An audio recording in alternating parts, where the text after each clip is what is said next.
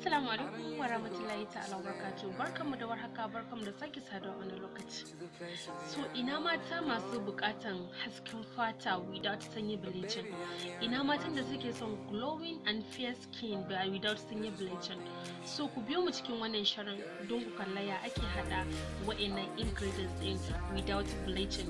Wannan hadin da zan baku ba tutorial ba, but wannan hadin da zan baku hadi ne wanda zaki amfani da shi ba kya bukatan bleaching, ba kya bukatan everything, ba sai kin yi bleaching kafin ki getting on skin ɗinki yadda kike so ba.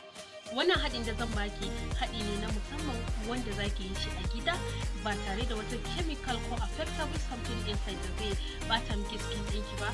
Za mu yi amfani ne da ingredients da yawancin mu Hausawa mun riga da mun san wa'annan abubuwan, babu bakon al'amari ko kuma babu bakon ingredients a cikin wanda za mu amfani da shi mu ce ba mu san shi ba ko kuma mu ce sabo ne. So ku biyo mu cikin wannan shirin don ku kalli wasu ingredients ne zaki hada ya gyara miki fata. Sabulu ne zaki hada na wanka, sannan kuma fatan ki zai kasance yadda kike so, baki da wani categories a cikin wannan method din. So ku biyo mu cikin wannan shirin don ku kalla ya za ku mai da fatar ku yadda kuke so, from lighten ko kuma ce from black to lighten abun nan, ko kuma from non-fair and fair skin. Kun gane?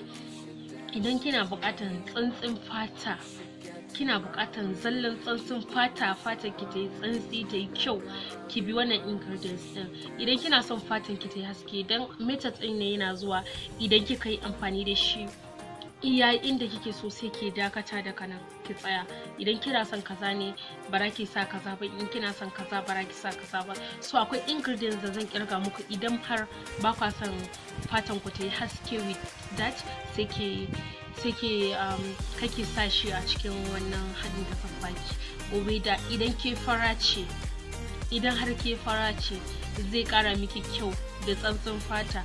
Zaki kasance kina da glass skin, irin skin din da zaki kalle shi yana da tsantsi kuma like kaman kina samun madubi ne ake cewa a fuskanki.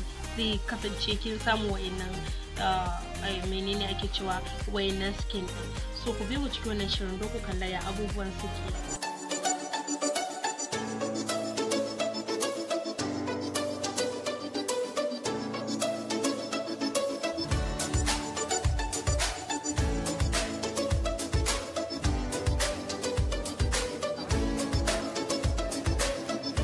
Abu na farko shine zamu amfani da jar kanwa, amma idan baki bukatar hasken fata kake sa jar kanwa.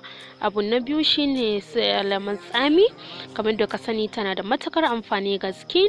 Abu na uku shine turmeric wato kurkur kenan.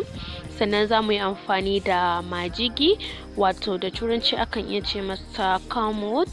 Sannan zamu yi amfani da aloe vera. Duka suna daga cikin abubuwan da zamu lissafo masu amfani. Sannan zamu yi amfani da kwainmu kamar da kuke gani.